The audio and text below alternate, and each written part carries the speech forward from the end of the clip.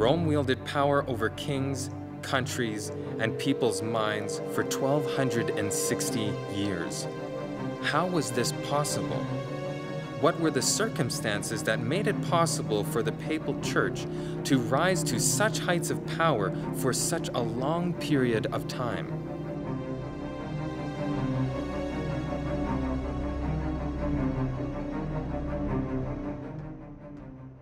How did it come about that Rome laid claim to all this political power in the first place?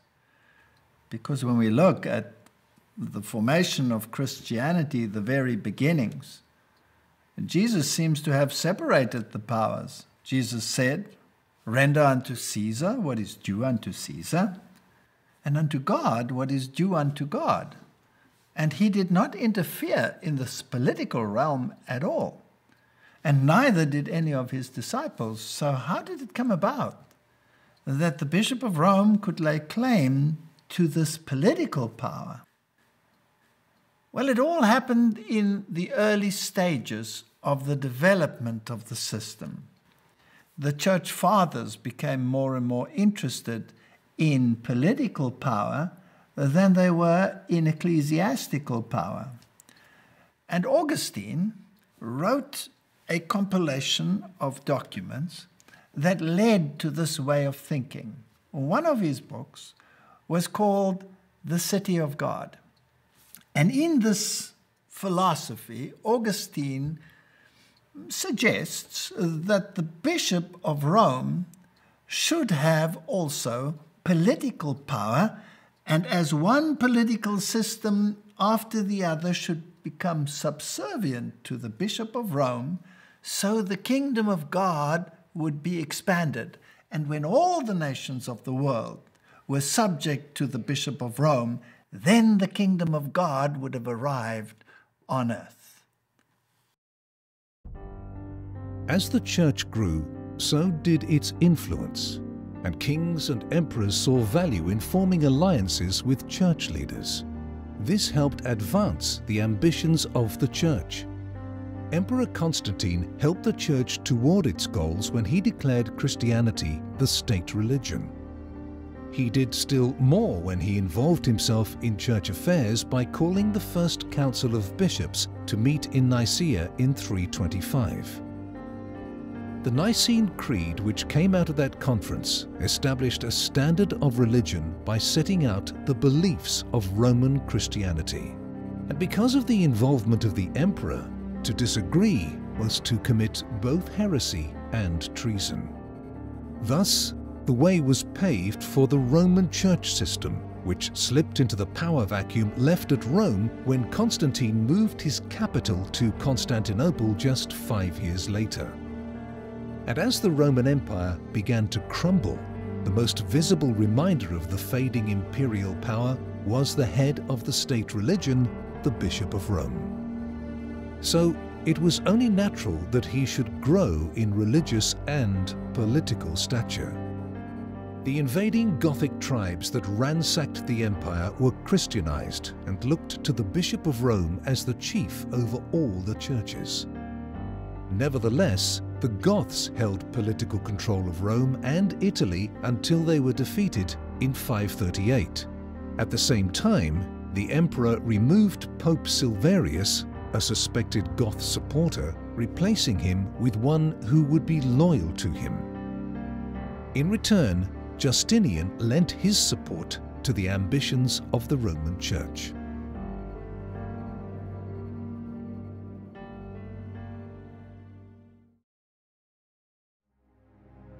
In 533, Emperor Justinian had already declared the bishop at Rome the head of all the churches.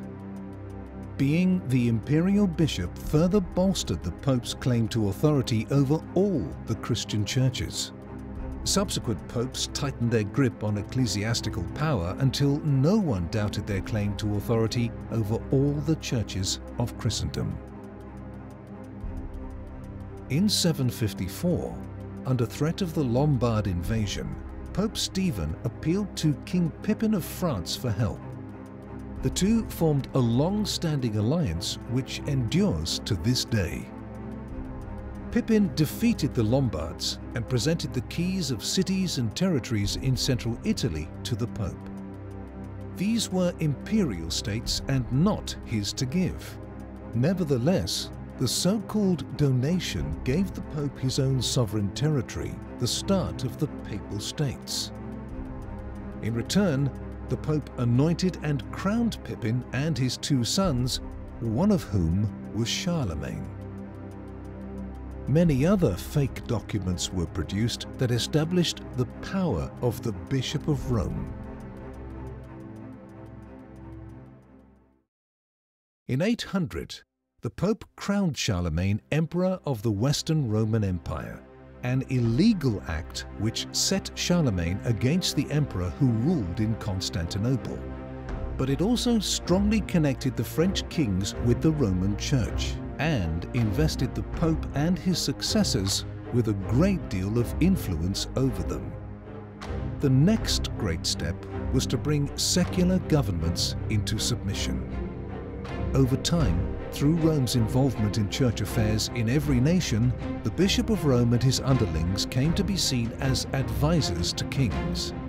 But it wasn't until 1073 that papal authority was imposed upon secular rulers. At that time, Pope Gregory VII claimed that as God's representative, he also had authority over kings. He excommunicated the Emperor, Henry IV, and declared that no bishop in all of Christendom could take office without his approval. The clergy of all nations were by this time enslaved to the papacy, and by obeying its bulls of excommunication and giving effect to its interdicts, they placed in the Pope's hand a lever to move the world. The excommunication of the Emperor opened the way for ever greater outrages. John of England and Philip II of Aragon were both constrained to resign their kingdoms and receive them back as spiritual fiefs from the Roman pontiff, who claimed also the right to decide the election of the emperors of Germany by his confirmation or veto.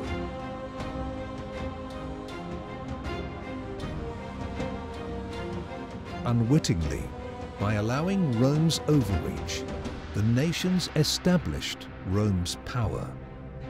Step by step, the papacy gained independent sovereignty, absolute supremacy over the Christian Church, and finally full control over the princes of Europe.